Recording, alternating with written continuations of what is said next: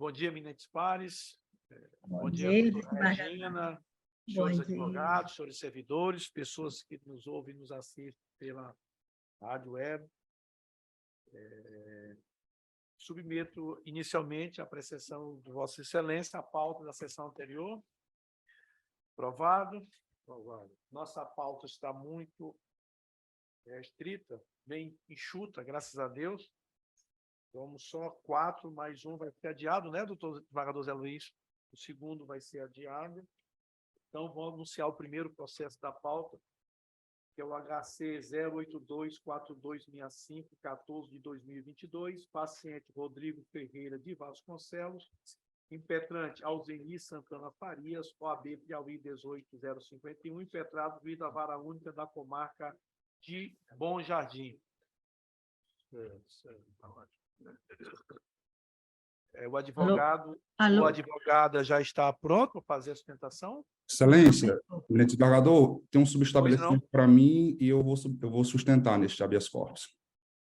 Tá, então, seja muito bem-vindo. Bom dia para Vossa Excelência. Obrigado. Tem Vossa Excelência o prazo de 15 minutos pelo prazo regimentar, inicialmente nome completo e OAB. Wildes Próspero de Souza, OAB Piauí 6373. Obrigado. Tem Vossa Excelência o prazo de 15 minutos. 10 minutos, né? O prazo regimental modificou. Excelentíssimo senhor desembargador presidente, relator da presente ordem de habeas corpus, desembargador Ronaldo Maciel, na pessoa de quem cumprimento os demais pares, desembargador José Luiz de Almeida, desembargador Tairone Silva, um cumprimento também à doutora representante do Ministério Público Superior, que oficia na sessão, doutora Regina Lúcia, o ilustre secretário, colegas advogados presentes. Excelências, a defesa impetrou esta ordem de habeas corpus para discutir um único ponto da sentença, um único capítulo da sentença penal condenatória lavrada em desfavor desse paciente, que é exatamente o capítulo que tange a manutenção da prisão preventiva imposta a este paciente. Para se discutir se o juiz de primeiro grau atendeu ou não à exigência de fundamentação, de dever de fundamentação das decisões judiciais, exigida no artigo 93, inciso 9 da Constituição Federal, bem como pela própria legislação processual penal. E, para demonstrar o constrangimento legal a que se encontra submetido o paciente, vou fazer um retrospecto fático da situação que deu ensejo a este habeas corpus. Excelências, esse paciente fora preso preventivamente lá no início da ação penal e o juiz prolator da decisão trouxe como fundamento, e ali naquela oportunidade trouxe concretamente, as circunstâncias inerentes ao modus operandi, em especial o fato do paciente ter sido denunciado pela prática do crime de latrocínio e de associação criminosa, além de roubo circunstanciado. O processo tramitou, e aí o juiz de primeiro grau lavrou a sentença penal condenatória, e aí, no bojo da sentença, conforme exige o 387, parágrafo 1º, manteve a prisão preventiva. E é contra esta decisão que manteve a prisão preventiva do paciente que se insurge a defesa, porque, ao nosso sentido, o juiz andou distante de cumprir as exigências constitucionais e legais do dever de motivação da decisão judicial. Para tanto, o que fizeste o juiz? Qual for a fundamentação empregada pelo juiz para manter essa custódia cautelar? Eu vou pedir venha para ler textualmente o que disse o juiz para manter essa prisão. Disse o seguinte, na parte que tange a prisão preventiva. Considerando que não houve nenhuma alteração relevante no cenário fático que enseje a revogação da custódia processual e atento ao regime prisional fixado, mantenho a prisão preventiva do réu Rodrigo Ferreira de Vasconcelos e, em consequência, nego-lhe o direito de recorrer em liberdade.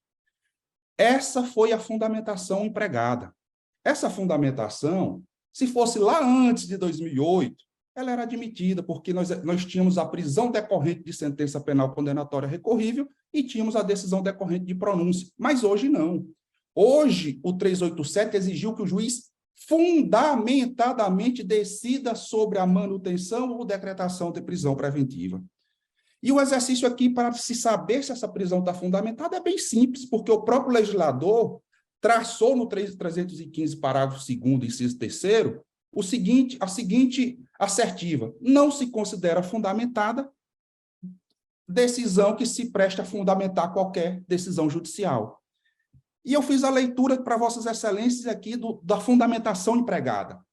E aí eu pergunto, se extraíssemos essa fundamentação e colacionássemos a qualquer processo judicial, seja ele qual for, seja de um simples furto a um tráfico de drogas em larga escala, essa decisão encontraria ou não encontraria guarida? É evidente que sim, porque ela é de tão genérica, ela se adequa a qualquer decisão judicial. E por isso mesmo ela é nula. Por ela ser deficiente não, ela é ausente, totalmente ausente de fundamentação. Não estou aqui discutindo presença ou ausência dos requisitos da prisão cautelar. Estou discutindo fundamentação, se o juiz atendeu ou não. Essa decisão, ela se mostra ainda, excelências, contraditória, porque lá, quando ele decretou a prisão originária, ele o fez com base especialmente aos crimes, com base especialmente na gravidade concreta dos crimes de latrocínio e associação criminosa. E ele diz aqui que não houve alteração no cenário fático. Só que a alteração no cenário fático é inegável, porque quando do julgamento do processo, o juiz de base absolveu o paciente dos crimes de latrocínio e de associação criminosa, os crimes mais graves e que deram ensejo lá à prisão originária. Nós não podemos admitir aqui nem que ele tenha feito uma fundamentação per relacione, porque ele não fez expressamente. Eu me recordo, eminente desembargador Ronaldo, que atuei em processos em que Vossa Excelência, enquanto juiz da primeira vara criminal, discutindo prisão preventiva, levando discussões a esse tribunal, em que eu, por diversas vezes, fui discutir a necessidade ou não da prisão cautelar. Mas eu não me lembro de ter impetrado um habeas corpus contra a decisão de Vossa Excelência em que eu fui discutir fundamentação, porque Vossa Excelência era zeloso. Vossa Excelência cumpria com o dever que exige a Constituição em fundamentar. Eu poderia divergir, estão presentes, outra cautelar é suficiente, mas eu nunca vim bater aqui dizendo a decisão do Dr. Ronaldo Maciel não tem fundamentação. Nunca vim. Se o juiz tivesse tido o zelo que Vossa Excelência teve ao apreciar a liminar neste habeas corpus, eu também não estaria aqui discutindo essa tese. Eu também não estaria.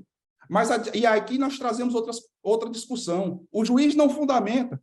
O tribunal pode agregar fundamento novo, trazer fundamento novo para manter a prisão preventiva, ou seja, corrigir aquilo que o juiz não fez, fazer aquilo que era dever do juiz de primeiro grau. A jurisprudência é pacificada no sentido da inadmissibilidade. Eu vou pedir venha para ler um precedente que reputo muito importante, que é da lavra de um maranhense, o ministro do STJ, Reinaldo Soares da Fonseca, cujo conhecimento jurídico é indiscutível, em que ele diz o seguinte: embora o tribunal ACOT tenha mencionado corretamente que a periculosidade do agente, a fundada probabilidade de reiteração criminosa, constitui fundamentação idônea para a decretação da custódia preventiva, inovou ao citar tal motivação. Eis que, conquanto o juiz de primeira instância tenha relatado que o recorrente responde a outro processo, sem detalhar qual crime, apenas concluiu que ele é primário, silenciando a respeito da possibilidade de reiteração criminosa. Esta corte concluiu reiteradas vezes que não cabe ao tribunal de origem sede de habeas corpus agregar novos fundamentos para justificar a medida extrema. Reinaldo Soares da Fonseca, quinta turma, agora em 2022, no RHC 171-152 de Goiás. Esse tribunal precisa mandar um recado ao juízo de primeiro grau, de que ele tem que ter mais zelo ao decidir sobre uma prisão preventiva e sobre segregar alguém.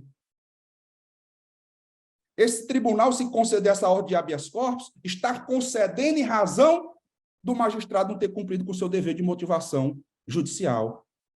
A motivação é essa, e eu não estou discutindo a fundamentação da sentença. Isso vai ser discutido na via própria, na apelação. Estou discutindo tão somente o capítulo inerente à prisão preventiva. Repito, considerando que não houve nenhuma alteração relevante no cenário fático, que seja a revogação da custódia processual, e atento ao regime prisional fixado, mantenho a prisão preventiva do réu Rodrigo e, em consequência, nego-lhe o direito de recorrer à liberdade.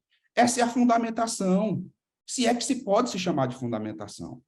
Isso, como disse, se colocássemos em qualquer processo criminal, ela encontraria amparo, porque ela é genérica por demais. Então, excelências, a sustentação oral é nesse sentido, para que se declare a nulidade do decreto prisional, por ausência de fundamentação, pelo magistrado não ter cumprido com seu dever funcional. Essa decisão se presta a fundamentar a qualquer outro processo, e aí, caso Vossas Excelências entendam necessário, que se aplique outra medida cautelar diversa da prisão.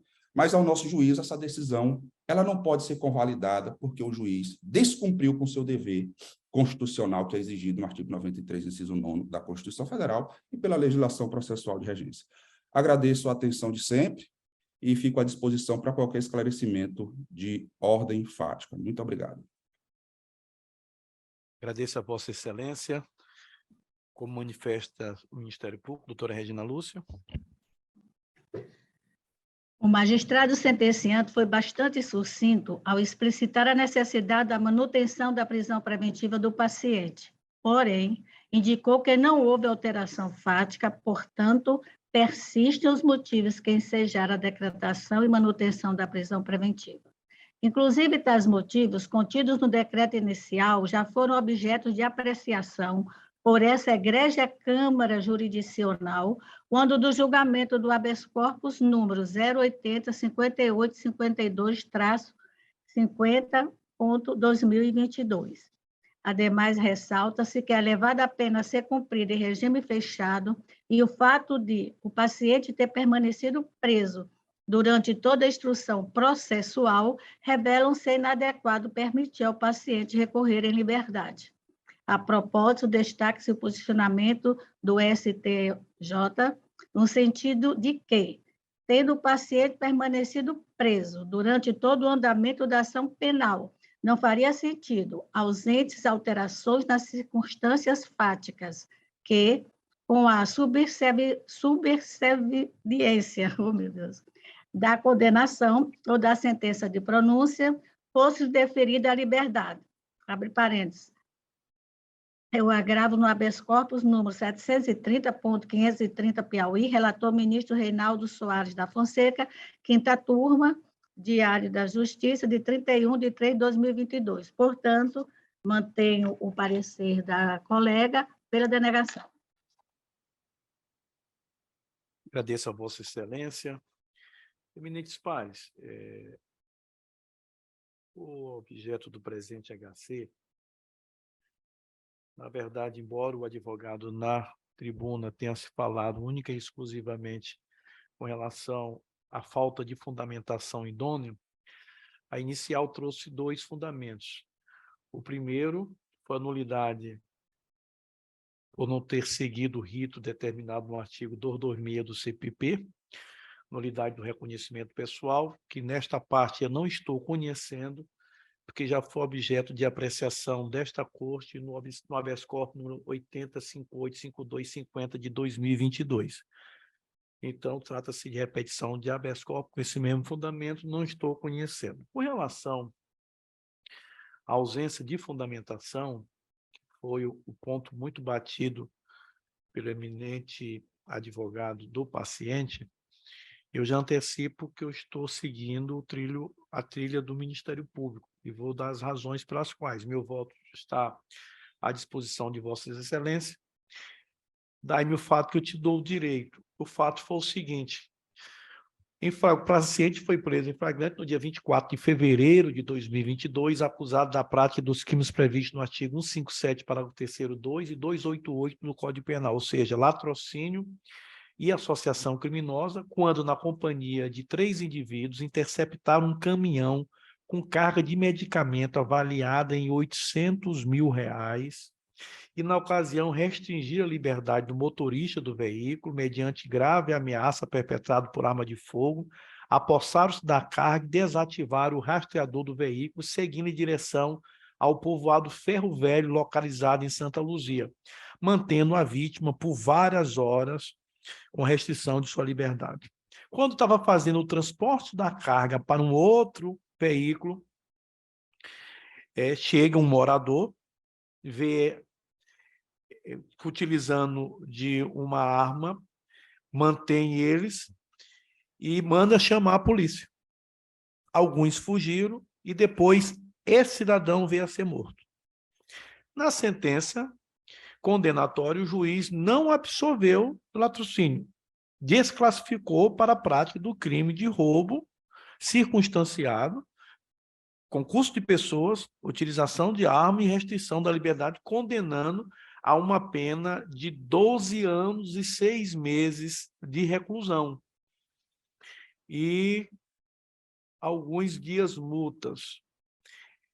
E na parte final da sentença, quando se manifesta sobre a necessidade, foi 12 anos e 6 meses de reclusão e 132 dias multas, a ser cumprido em regime inicialmente fechado. Quando chegou na parte final, que deve se manifestar sobre a necessidade da manutenção da prisão, diz o seguinte: considerando que não houve nenhuma alteração relevante no cenário fático que enseja a revogação da custódia processual e atenta ao regime prisional fixado, mantém a prisão preventiva do réu Rodrigo Ferreira de Vasconcelos e, em consequência, nega o direito de recorrer em liberdade. A indagação que eu faço aos eminentes pares é o seguinte: a fundamentação utilizada pelo juiz foi a gravidade em concreto do delito. O fato de ter desclassificado um delito de latrocínio e não ter sido reconhecida essa associação criminosa, apenas uma coautoria, por si só, é suficiente para mudar de maneira tão substancial a quadra fática? Nós não estaríamos diante também de um crime de grande gravidade, um crime de roubo, circunstanciado, com restrição da liberdade da vítima, por várias horas, utilização de arma, várias pessoas. Nós não estaríamos diante também de um crime de grande gravidade? Além do mais, senhor eminentes pares, embargador Zé Luiz e embargador Tairone, ele foi preso, primeiro, temporariamente. Essa prisão temporária foi convertida em preventiva e, na sentença, reconhecida a necessidade da manutenção. Portanto, ficou preso durante toda a instrução processual. Não seria um contrassenso agora, ao prolatar a sentença condenatória, nós colocarmos em liberdade com a pena tão elevada de 12 anos e 6 meses? Além do mais, é pacífico nesta Câmara e nas câmaras criminais deste TJ e também do Câmaras Criminais do TJ e do STJ, que nesses casos não há necessidade do juiz fazer uma fundamentação vasta. Porque essa fundamentação que ele já fez, no curso do processo, falando da gravidade concreta do delito, por si só é suficiente. Então, com essas considerações, para não cansar, senhor presidente, eminentes pares, o processo, o voto está à disposição dos senhores. Eu estou conhecendo em parte do HC e na extensão conhecida, denegando a ordem na esteira do parecer em parte do Ministério Público. É como voto eminente embargador Tairone. Presidente, só uma questão de ordem. Pois não. De fato, é só com relação às imputações. Esse paciente ele foi denunciado por um roubo a uma carga, por um latrocínio consumado, que seria quando do transporte da carga, e por associação criminosa. E o que houve não foi desclassificação. Ele foi condenado pelo roubo da carga, foi absolvido do latrocínio e absolvido da associação criminosa. Só era esse ponto, excelência. É verdade, porque, na verdade, ficou uma dúvida se ele teria participado do latrocínio ou teria sido os outros que teriam fugido. Realmente. O que não muda, no meu ponto de vista, a quadra fática. Um voto eminente, esmagador Tairone. Mais uma vez, bom dia a todos, aos advogados, aos servidores. Presidente, a gente fica aqui realmente, como diria na linguagem popular, numa sinuca. De um lado, a realidade, realmente, que é essa realidade que Vossa Excelência coloca, de fato, crime grave, a condenação, as evidências que não deixam dúvida, a necessidade do Estado impor a punição, e vem, do outro lado, a formalidade da lei, a exigência da lei, a exigência da própria Constituição Federal com relação à fundamentação das das decisões judiciais. É uma situação interessante que a gente fica. Eu me lembro que uma vez, acho que foi já aqui nessa sessão, foi dito que uma coisa é a nossa vontade pessoal, outra coisa é a exigência da justiça, realmente, se fazer justiça nos termos dos postulados de direito e da lei.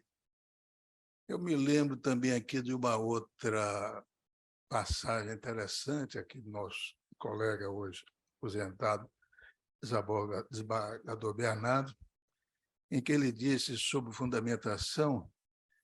Ele disse: olha, mas os próprios fatos, as próprias evidências, a ocorrência, tudo isso é suficiente para fundamentar qualquer decisão, né? E, de fato, se a gente for fazer essa análise, é isso. Está tudo muito claro, está tudo muito evidente. Mas é uma exigência do legislador, e isso tem razão de ser, né? O legislador, principalmente o legislador constitucional, não iria colocar essa exigência sem necessidade e sem pensar que, claro, hora ou outra se estaria diante de um fato de evidência, de notoriedade, que seria dispensável uma fundamentação. Então, poderia até flexibilizar com relação a essa fundamentação, mas não flexibilizou. Tanto na Constituição como no Código de Processo Penal não há essa flexibilização. Aliás, há uma insistência até com relação à manutenção, não só na decretação, mas na manutenção da prisão, determina o Código de Processo Penal. Portanto, é uma situação que a gente fica com um constrangimento, digamos assim, eu, pelo menos interno, entendeu? De votar pela realidade ou votar pelas exigências da lei, até porque a lei se refere a liberdade, se refere a pessoas, se refere a esse senso de segurança da justiça com relação a essas exigências, com relação a esse direito que tem a propósito da fundamentação da sua prisão. Claro que o que é essa fundamentação? A fundamentação, me parece que ela tem dois sentidos. Um, no sentido de exaltar, espelhar que o juiz está convencido realmente dessa necessidade. Outra coisa é mostrar à sociedade, mostrar ao próprio preso, digamos assim, o porquê desse convencimento, o porquê dessa convicção de que essa prisão deva ser decretada ou deva ser mantida, até mesmo para que a parte que está sendo punida, que está sendo segregada, fique também convencida que existe uma razão para isso. Não é um simples pensar, uma simples manifestação de vontade, uma simples desejo de fazer justiça, né? Até porque esse desejo de fazer justiça ela tem uma extensão na cabeça de cada um. Claro, na nossa cabeça é um pouco mais diferente, porque nós temos, na nossa, é claro, quem lida com o direito, como os advogados também, os membros do Ministério Público, que aqui fazer uma ressalva à excelente sustentação do advogado, né? A gente tem uma consciência diferente, uma análise diferente. Então, a pessoa comum é preciso ser ainda mais convencido do que nós sobre essa necessidade da segregação, da privação da liberdade. Portanto, eu vou pedir todas as vezes a Vossa Excelência, dizendo, digamos assim, até que faço isso de modo até em debate interno, digamos assim, se seria a melhor solução, mas eu termino tendo que me curvar a essas exigências legais e estou votando aqui pela concessão da ordem, evidentemente, com aplicação de medidas cautelares, de restrição de outras locomoções, inclusive a tornozeleira eletrônica, mas eu vou pedir vênia a Vossa Excelência realmente para não acompanhar e conceder o habeas corpus, mas com essas restrições. Desculpe, Vossa Excelência. Obrigado. Como voto. Não, o colegiado é isso, excelência. Agradeço, Vossa Excelência, como voto eminente, desembargador Zé Luiz. Bom, presidente, agora meu bom dia oficial a todos, é um prazer revê-los. Quero, em primeiro lugar, parabenizar o advogado pela sustentação oral. Nós que convivemos aqui na área criminal, a gente sabe que há uma certa dificuldade de a gente ouvir essas sustentações com esse grau, digo até de convencimento, de argumentação muito convincente, muito seguras, e daí que, a partir dessa sustentação oral, com essa firmeza, a gente vai tendo condições de formular um juízo de valor em torno da questão, até com mais precisão. Presidente, desde que cheguei aqui no tribunal, aliás, todos nós, quando falo eu, até nem gosto de dizer, porque nós temos esse sentimento e essa preocupação. Nós todos enfrentamos aqui, todos os dias, todas as horas, essa questão de decisão desfundamentada. Isso é algo absolutamente agastante e, algumas vezes, até revoltante, porque eu não consigo conceber como é que... E não estou falando desse caso especificamente, agora estou trabalhando numa linha de argumentação.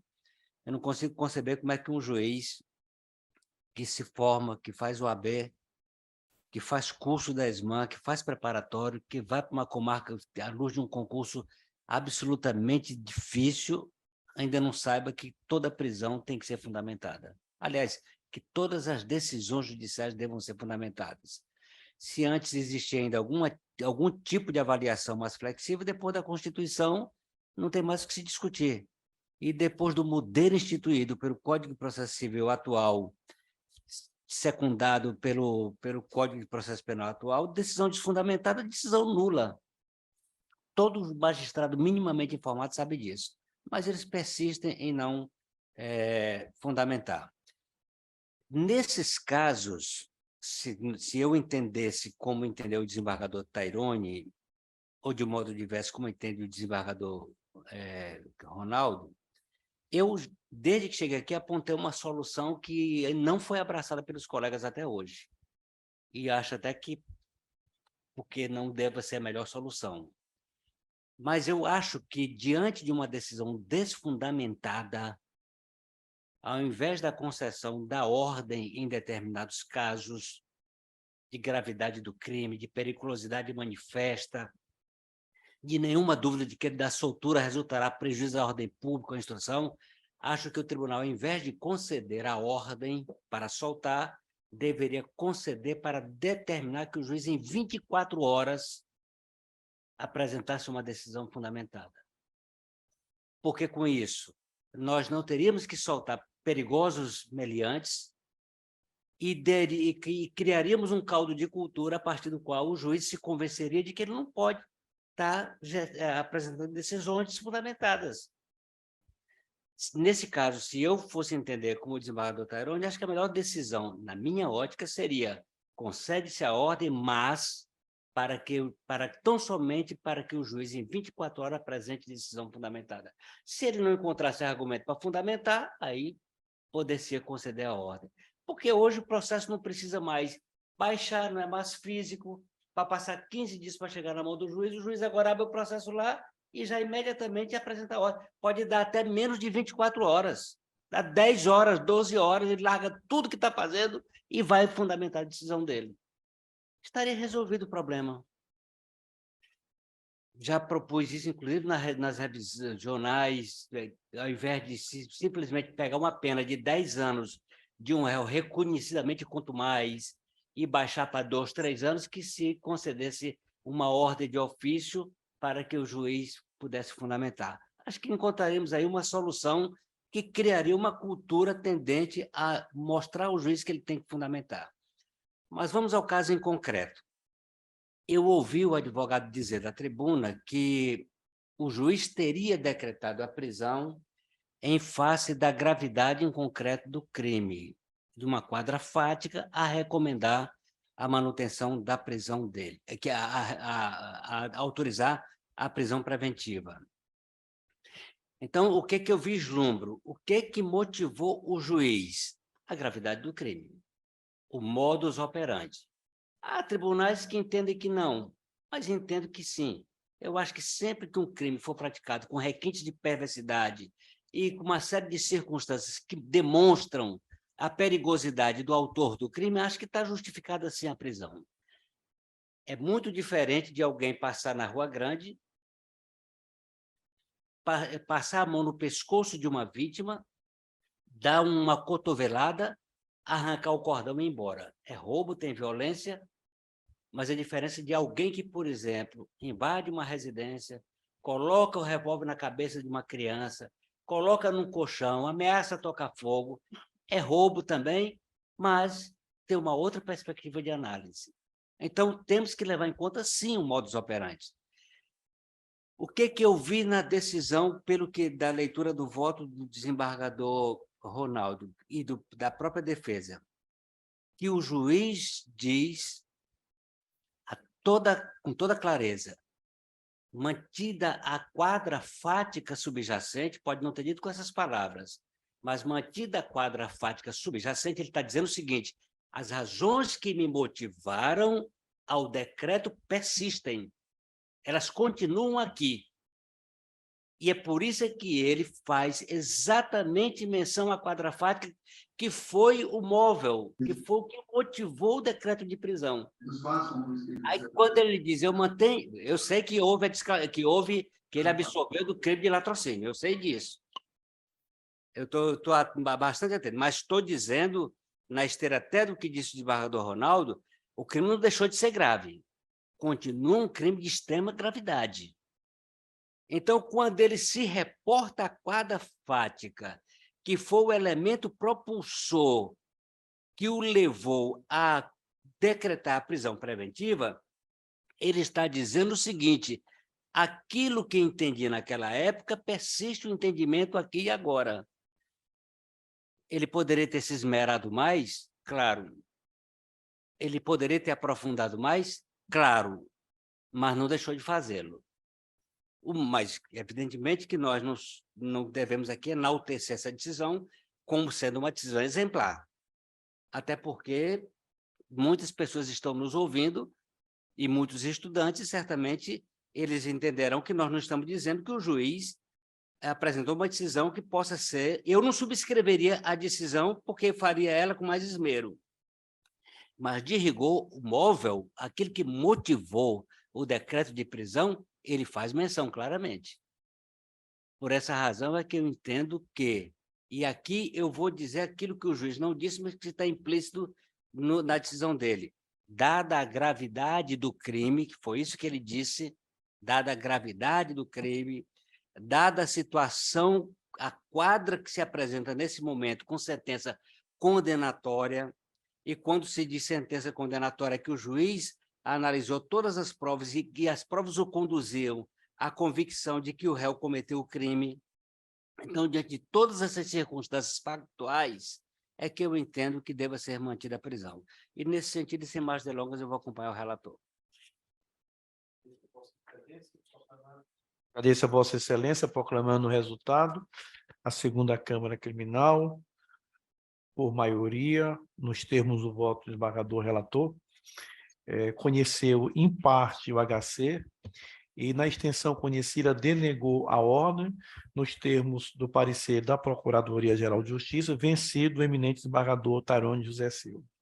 Agradeço ao doutor William Próximo e parabéns pela apresentação. Obrigado, Excelência. Eu que agradeço a atenção. Passo o anúncio do segundo processo da pauta. É um recurso científico estrito, né? Esse vai ser adiado. Da relatoria de Zé Luiz vai ser adiado, né? Isso. Então, adiado para a próxima sessão. Então, faço o anúncio do terceiro. É o HC, mas eu vou anunciar para ficar a coisa. É o recurso sentido distrito 520-98-2020, é de Coroatá, Maranhão, recorrente Marcelo Mesquita Martins Filho, advogado André Farias Pereira, segundo recorrente Mairo Marcelo Costa Martins, advogado André Farias Pereira, e terceiro recorrente Pedro Alves da Silva Filho, advogado Maicon Veiga Vieira dos Santos, recorrido do Ministério Público, relatoria do esmagador Zé Luiz, adiado para a próxima sessão.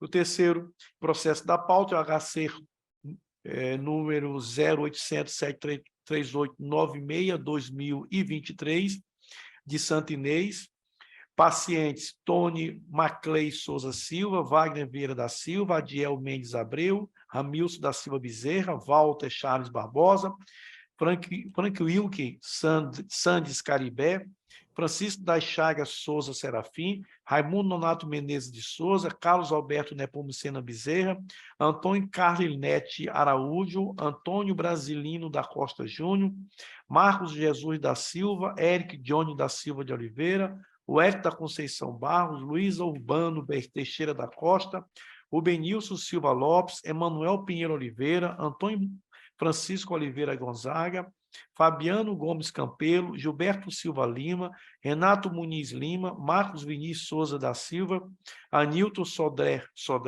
Gilmar Gomes, Francisco de Assis dos Santos Castro, Mário Severo dos Reis Furtado, Josuel Duarte Santos, Jonathan Pereira Furtado, Antônio Lázaro Ferreira Filho e Jacques Menezes da Silva.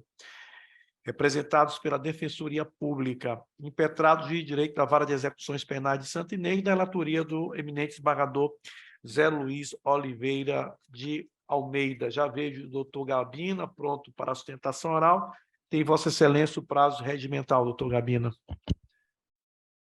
Excelentíssimo senhor presidente, doutor Ronaldo Maciel, excelentíssimo doutor Zé Luiz Almeida, relator desse processo, doutor Tairone, meus respeitos, doutora Regina, bom revê-la, doutor Glaube e demais que estão na casa aí.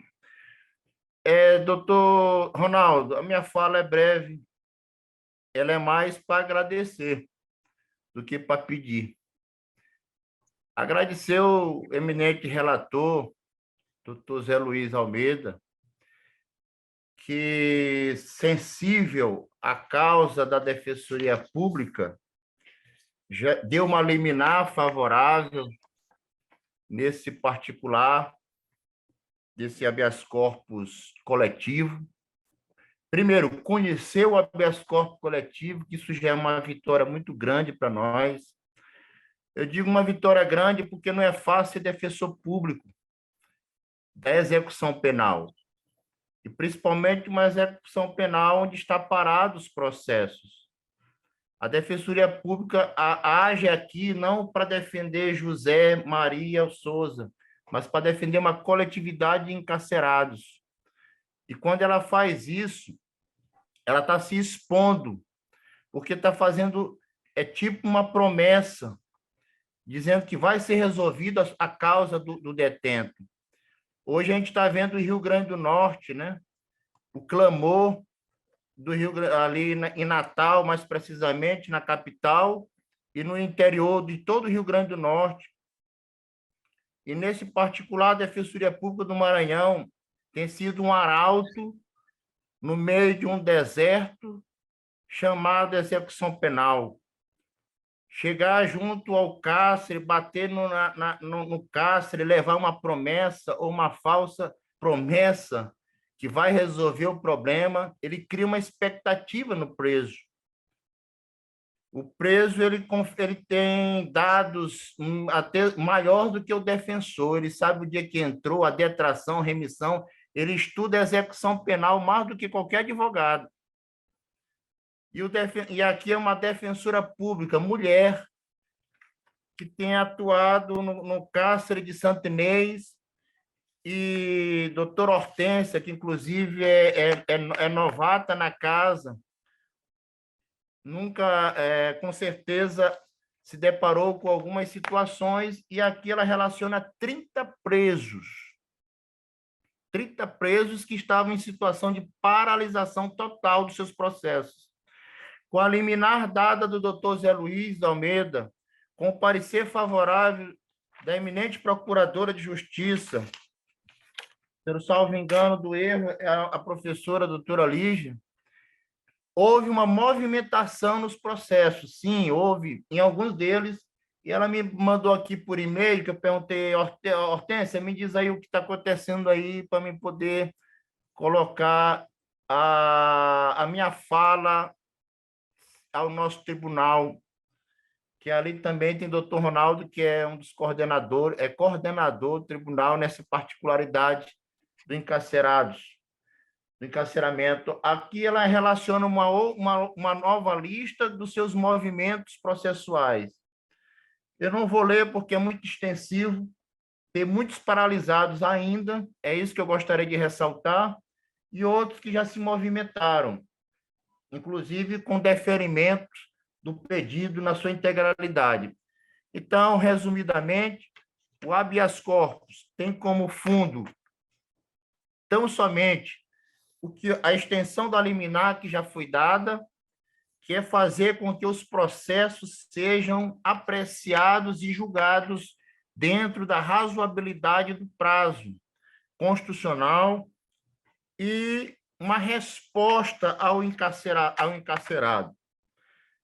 Isso evita rebelião, isso evita injustiças. Aqueles que têm direito à remissão terão, aqueles que terão direito a uma progressão alcançarão.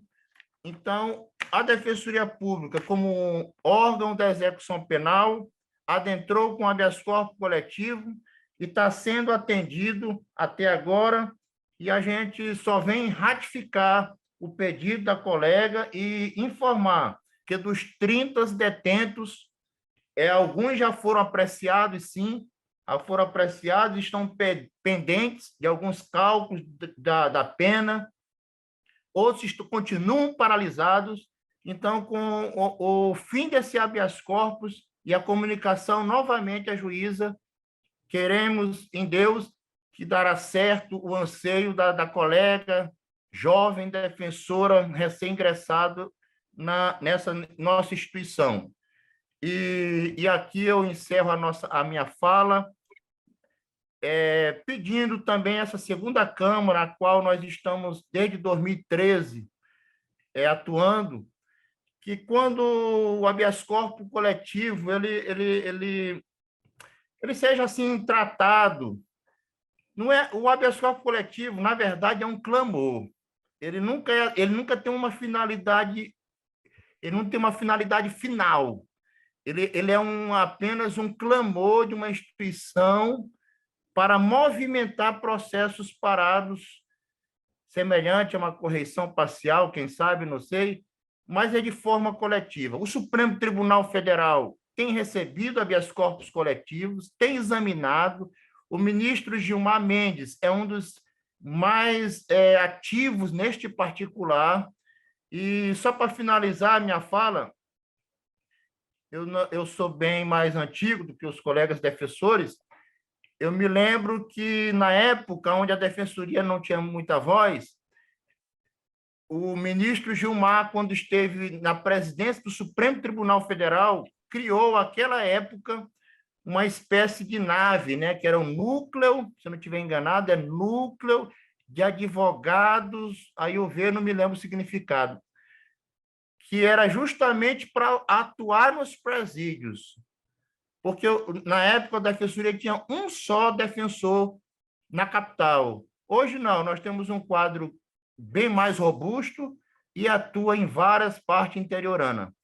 E é com esta fala que nós queremos agradecer a sensibilidade e reiterar o pedido da colega de base. Eu agradeço a oportunidade. Agradeço a Vossa Excelência, como manifesta o Ministério Público, doutora Regina. Vai ser bem sucinta. A minha manifestação é pela confirmação do parecer da colega doutora Lígia, que ela vai pela confirmação da liminar, por restar evidenciado o excesso de prazo na análise dos pedidos formulados pelos pacientes, cujo pleito se encontram pendentes há mais de 6 meses. É como manifesta o Ministério Público. Agradeço a Vossa Excelência. Passo a palavra ao eminente relator, desembargador Zé Luiz. Bom, presidente, eu tive o cuidado, neste caso, de não suprimir a instância, ou seja, de não fazer o papel que é da juíza. O que eu fiz, tão somente, quando eu recebi esse habeas corpus, sensibilizado com a situação desses detentos, desses encarcerados, em face da demora excessiva na apreciação dos diversos pleitos na vara de execução. Eu dei uma liminar, através da qual eu apenas determinei à juíza que impulsionasse os processos. E isso teve um... O que está acontecendo, desembargador Zé Luiz, desembargador Tairone? Como eles estão trabalhando essas fábricas de asfalto, que nós temos hoje 152 fábricas de asfalto, para você ter ideia. Eu fiquei também aqui muito feliz, por exemplo, no musical da Alcione, que eu tive a oportunidade de levar 13 reclusas para assistir, porque elas ajudaram a confeccionar o figurino. Então, há, semanalmente, nas varas de execuções, vários pedidos de remissão. Porque tem vários campos de trabalho. Isso está soberbando os juízes da vara de execuções. Por isso que é premente, urgente, a instalação dessa segunda vara de execução penal, terceira, melhor dizendo, aqui na capital, para tratar dessa execução do interior. Bom, por dever de lealdade, eu já tive 2 HCs no mesmo sentido impetrado pela Defensoria Pública. E dei uma decisão monocrática, na época, não conhecendo do HC. E vou dizer por que eu não conheci do HC. Embora reconhecendo que a decisão mais justa é o que Vossa Excelência proferiu. E não poderia ser diferente vindo de Vossa Excelência. O homem especialmente comprometido com a entrega à prestação jurisdicional mais séria possível.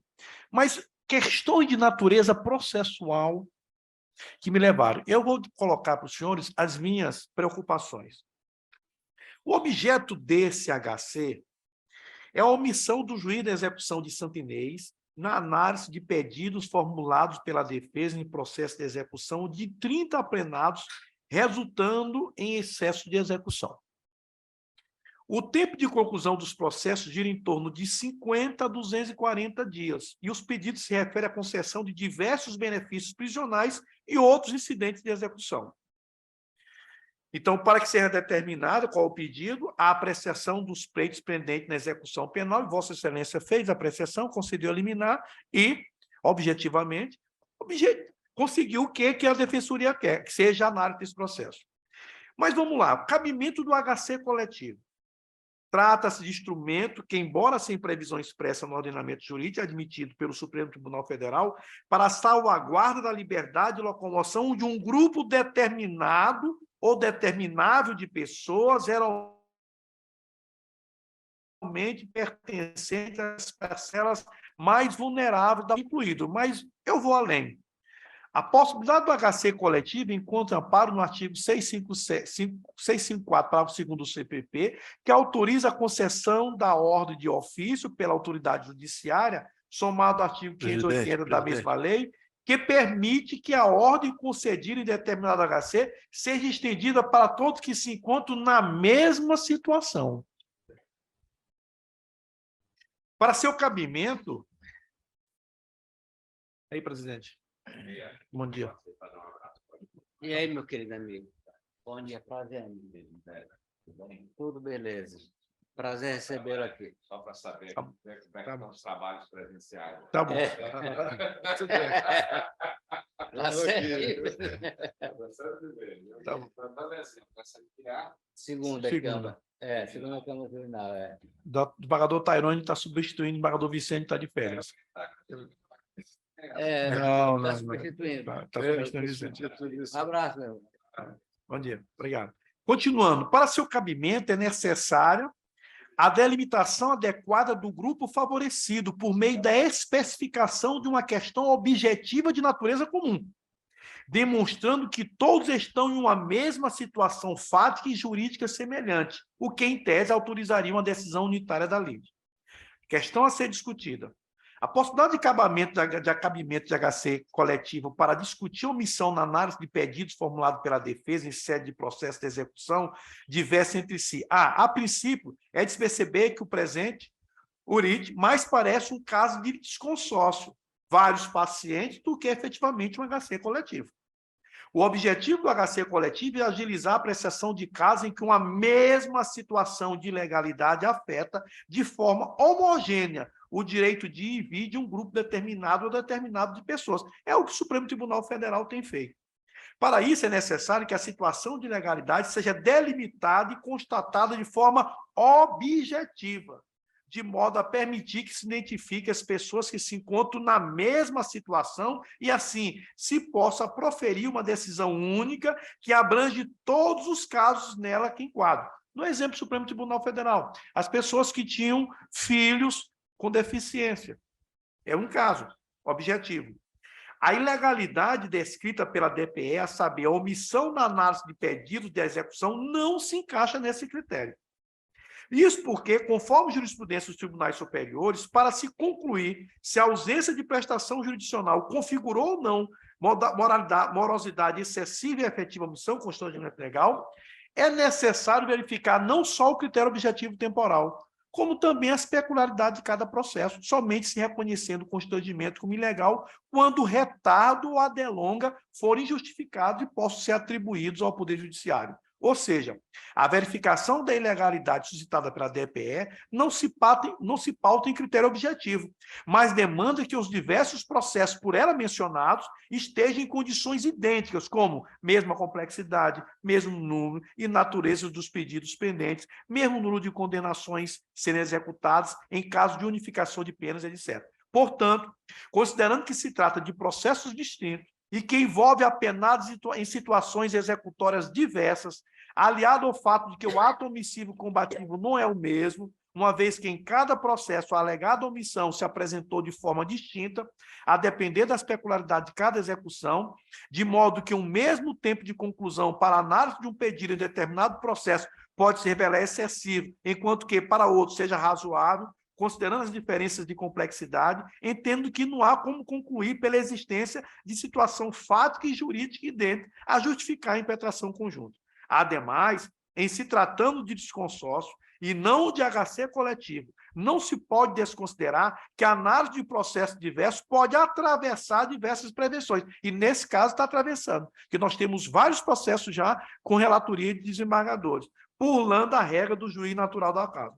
Caso admitido, seria possível a impetração de HC coletivo para questionar atos omissivos atribuídos não só ao mesmo juízo, mas a vários juízes diferentes, e nem só em processo de execução, como também em processo de conhecimento, uma vez que o dado objetivo utilizado para indicar que os pacientes estão na mesma situação consiste, basicamente, no excesso de prazo para análise de pedidos formulados pela defesa e que diz respeito ao direito de liberdade.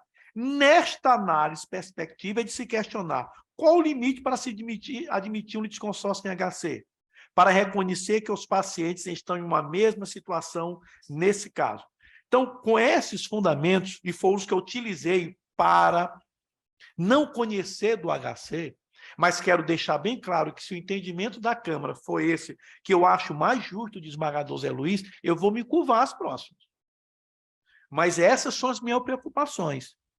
Por isso que, sendo honesto com as minhas decisões anteriores, eu vou pedir venhas ao desembargador relator para divergir e votar no sentido do não conhecimento. Mas, ressaltando, se esse for o entendimento da Câmara, a partir de agora passarei a adotar também em razão do colegiado.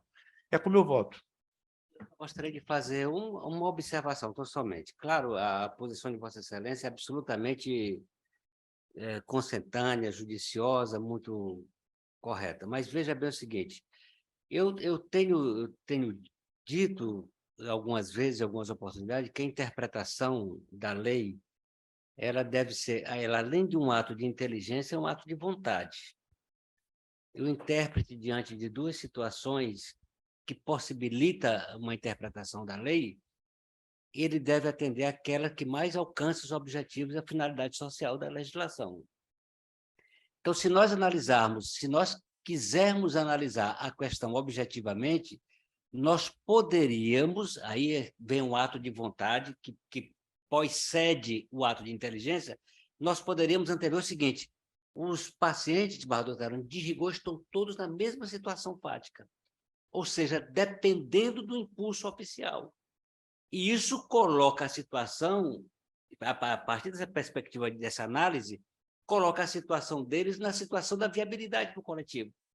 Porque nós temos objetivamente o quê? Vários pacientes na mesma situação fática, ou seja, carecendo de impulso oficial. Então, aí vem a interpretação como ato de vontade, que pós-cede o ato de inteligência. Olhamos a lei, vemos a mens legis, qual é o objetivo da legislação, qual é o objetivo da habeas corpus, e concluímos, bom, nesse quadro aqui é possível aplicar. Então, o que eu fiz nesse caso aqui? Foi exatamente isso. Eu analisei a situação fática e aí Vossa Excelência diz uma coisa que remete bem à minha inspiração. A decisão foi justa? Sim. Eu entendo que foi. Tá? Então, a partir dessa constatação, é possível inferir, a despeito de alguma análise doutrinária, e mesmo a jurisprudência ela tem que ser progressiva e evolutiva. A jurisprudência ela nunca é estática. Então, o que era ontem uma verdade jurisprudencial, ela se transmuda com o tempo. Então, o que nós temos hoje? Nós temos uma realidade carcerária que recomenda do magistrado uma análise à luz dessa realidade fática. Por esse motivo é que eu entendi que devesse conhecer o habeas corpus coletivo. É isso. Eu agradeço a Vossa Excelência. E, como coordenador da Unidade de Monitoramento e Fiscalização do Sistema Carcerário, eu fico mais feliz com a decisão proferida por Vossa Excelência, o que fez com que acelerasse a análise desses processos. Presidente, eu penso também, claro, fiquei preocupado com Vossa Excelência também, a questão, e o relator, inclusive, fez menção a isso, sobre essa finalidade, sobre o uso do habeas corpus, realmente, para esse fim. A gente fica na dúvida, não há, digamos assim, o que se reparar com relação a isso. Mas duas questões. Primeiro é que tem que se procurar dar uma solução, tem que se dar uma solução. Nós fomos procurados, realmente, a instância foi procurada e nós tínhamos que dar uma solução e a solução foi encontrada aí pelo eminente relator. A outra questão, que Vossa Excelência falou também, o relator, a questão dos direitos, desse direito homogêneo, realmente. Não é o direito particularizado, digamos assim, entendeu?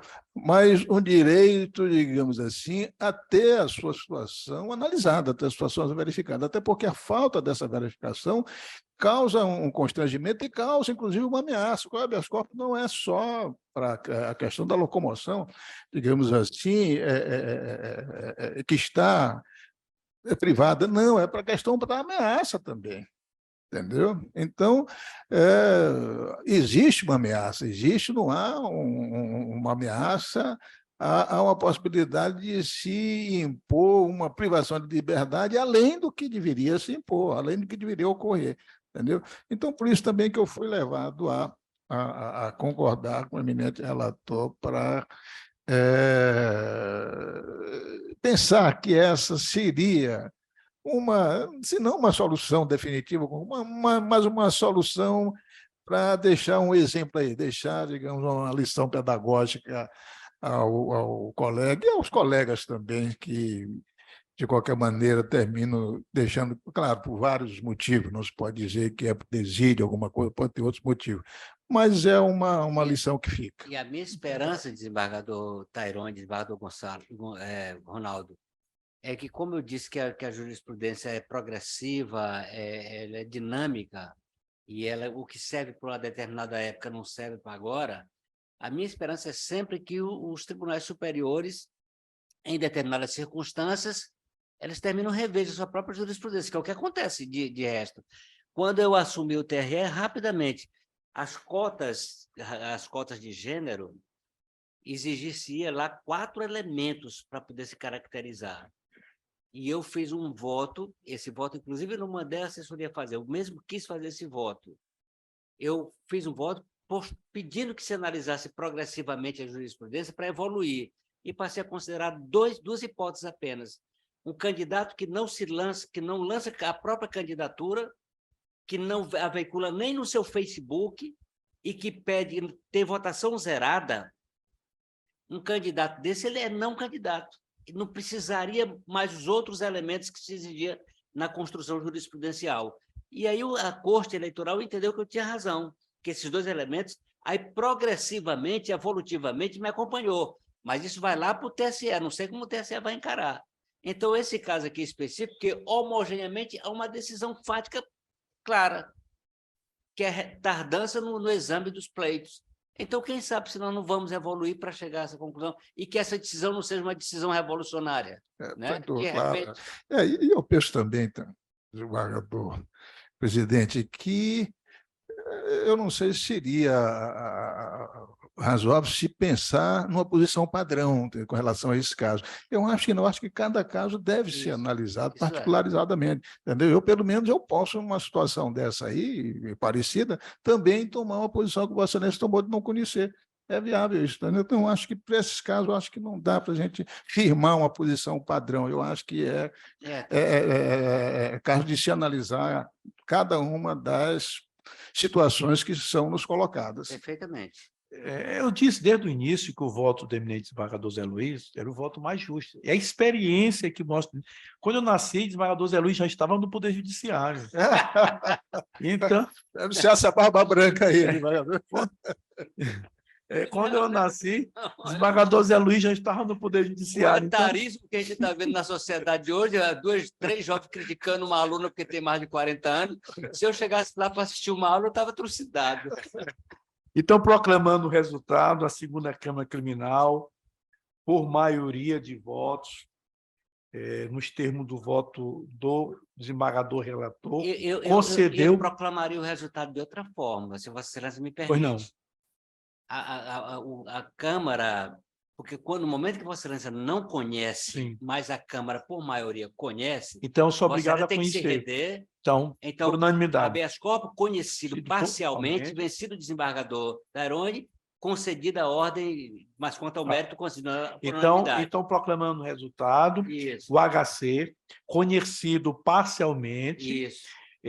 Por maioria, vencido o desembargador Ronaldo Maciel, e concedida a unanimidade, confirmando a liminar deferida de acordo com o parecer da Procuradoria-Geral de Justiça. Perfeito. Doutor Gabina, mais uma vez, olha, essa minha decisão aqui vai ter puxão de orelha para mim lá em casa, viu? Porque Jéssica é muito amiga de Hortência e ela sempre defendeu esse HC coletivo. É o fato de eu ter defensora pública dentro de casa, aí complica. Eu agradeço a oportunidade e desejo um bom dia para todos. Tá bom, bom dia.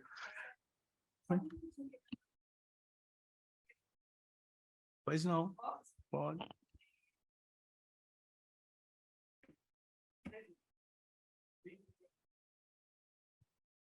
Bom dia, desembargador presidente, Ronaldo, desembargador Taironi, desembargador Zé Luiz. Falo em nome agora da Associação Brasileira de Mulheres de Carreira Jurídica, quebrando o protocolo, já que nós estamos aí diante de uma decisão inusitada desse judiciário, mas como foi falado, justa. Eu venho fazer um convite coletivo a todos vocês para se fazer presente na solenidade de posse da nova diretoria.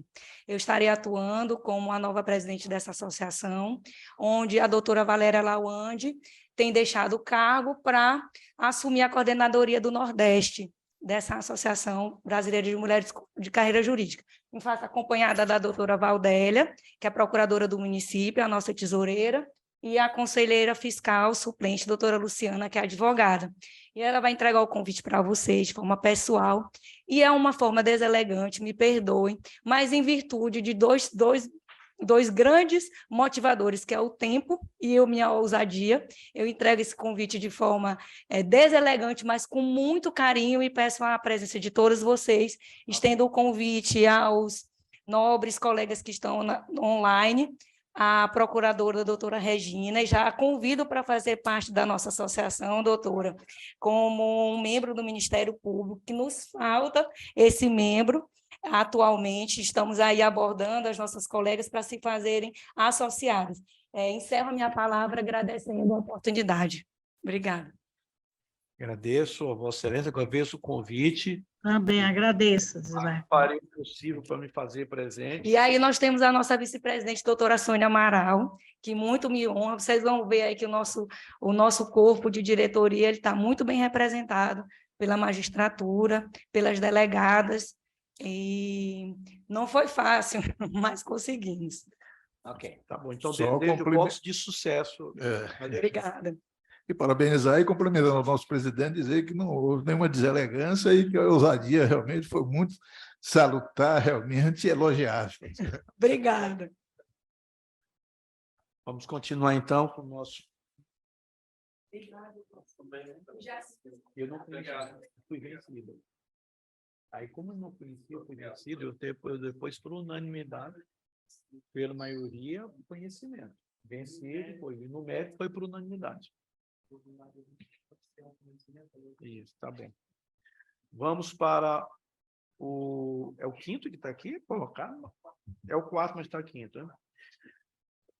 O quarto processo da pauta é o HC 082501176-2022, de São Luís, paciente Márcio Lima dos Santos Carvalho, advogado André Farias Pereira, impetados juiz de direito da Vara Especial Colegiada de Crimes Organizados de São Luís, na relatoria do eminente desembargador Zé Luiz. Foi esta a pauta? Então, não temos sustentação oral, passo direto a palavra. Tem? Tem. Advogado, tem sustentação? Eu aqui. Então, tá bom. Então, tem Vossa Excelência o prazo regimental. Presidente, se o advogado que eu estou decidindo aqui no mesmo diapasão que temos decidido aqui todos esses casos.